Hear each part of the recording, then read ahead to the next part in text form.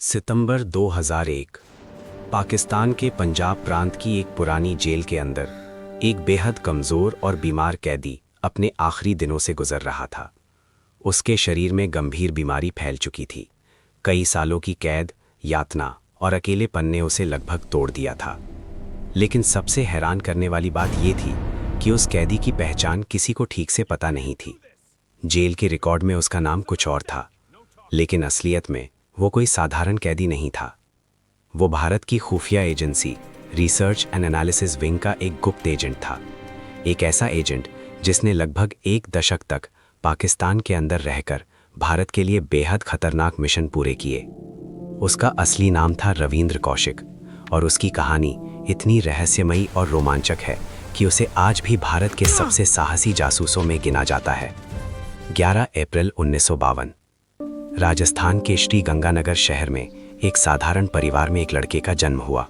उसका नाम रखा गया रविंद्र कौशिक। किसी को अंदाजा नहीं था कि ये लड़का आगे चलकर भारत की सबसे खतरनाक जासूसी मिशनों में शामिल होगा। रविंद्र बचपन से ही बहुत प्रतिभाशाली थे। उन्हें थिएटर और अभिनय का बेहद शौक था। कॉलेज के समय वो कई नाटकों में हिस्सा लेते थे और अपनी अदाकारी से लोगों को प्रभावित करते थे। यही अभिनय आगे चलकर उनकी जिंदगी की दिशा बदलने वाला था। 1970 के दशक की शुरुआत में रविंद्र ने एक नाटक में अभिनय किया। इस नाटक में वो एक भारतीय जासूस का किरदार निभा रहे थे जो दुश्मन देश में जाकर खुफिया जानकारी हासिल करता है।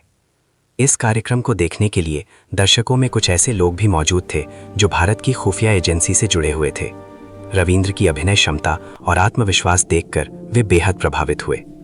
उन्होंने महसूस किया कि ये युवक असली जासूसी मिशन के लिए उपयुक्त हो सकता है। यहीं से शुरू हुई रविंद्र कौशिक की जिंदगी की सबसे खतरनाक यात्रा। कुछ समय बाद रविंद्र को एक प्रस्ताव मिला। उन्हें भारत के लिए गुप्त मिशन में शामिल होने का मौका दिया गया, लेकिन ये मिशन बेहद जोखिम भरा था। उन्हें दुश्मन देश के अंदर जाकर वहां की पहचान अपनानी थी। रविंद्र ने ये चुनौती स्वीकार कर ली। इसके बाद उन्हें करीब 2 साल तक गुप्त प्रशिक्षण दिया गया। इस प्रशिक्षण में उन्हें सिखाया गया उर्दू भाषा, इस्लामिक संस्कृति और परंपराएं, जासूसी तकनीक, गुप्त संचार के तरीके और मानसिक सहनशक्ति। इतना ही नहीं, उनकी पहचान पूरी तरह बदल दी गई। अब वो रविंद्र नहीं रहे, अब उनका नाम था नबी अहमद शाकिर।